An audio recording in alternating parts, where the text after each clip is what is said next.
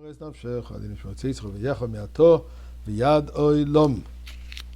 Hanukkah today. Zois Hanukkah, a day of tremendous blessing. So let's give tzedakah, and the Eibishter will give us in return his tzedakah, the ultimate tzedakah for him, for us, which is to celebrate this Hanukkah in the Beis Hamikdash. Today still, Zois Hanukkah would be so beautiful that all of us find ourselves in the Beis Hamikdash with Mashiach, and the light will shine forever.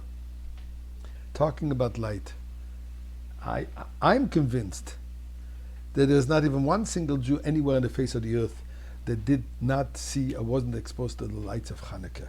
With all those public menorah celebrations, in the news, in the print, and social media, games, anywhere you went, you hear Hanukkah, Hanukkah, Hanukkah, menorah, miracles, etc.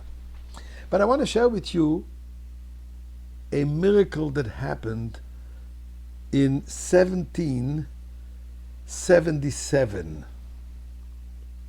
How a Hanukkah menorah changed the course of history.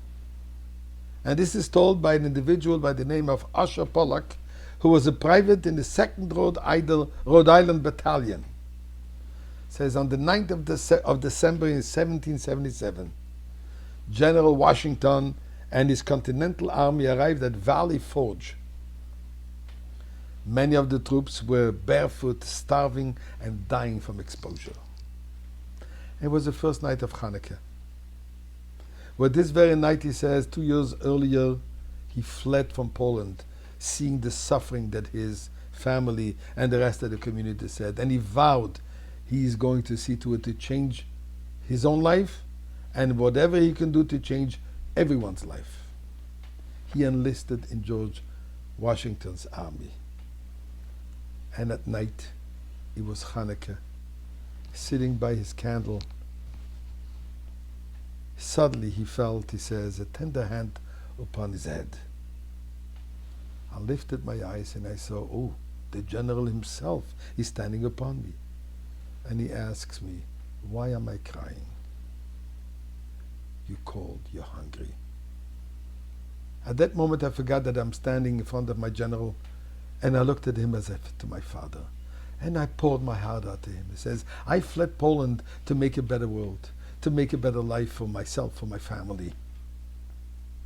This is the night of Hanukkah. This night of Hanukkah is when the Jews fought for what's right. And the Jews won. The Maccabees won. And tonight, my general, I'm convinced that you too are going to win this battle because you're fighting for this which is right.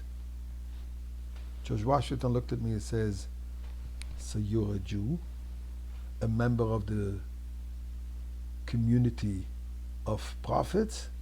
He says, yes, I'm a Jew, and this is Hanukkah tonight. He sat down next to me, he looked at the menorah, and was lost in thought. He got up and he said, thank you, Private.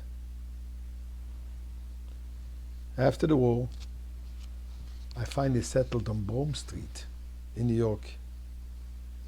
And one day, I hear a knock at my window. And I have my Hanukkah menorah at the window.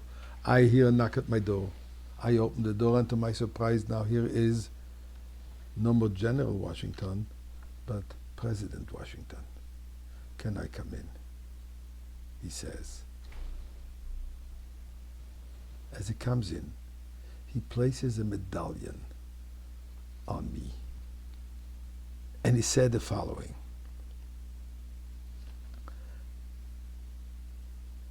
That night, when you were telling me all about Hanukkah, I want you to know it was a very low moment. I was ready to give up. My soldiers couldn't take it no more.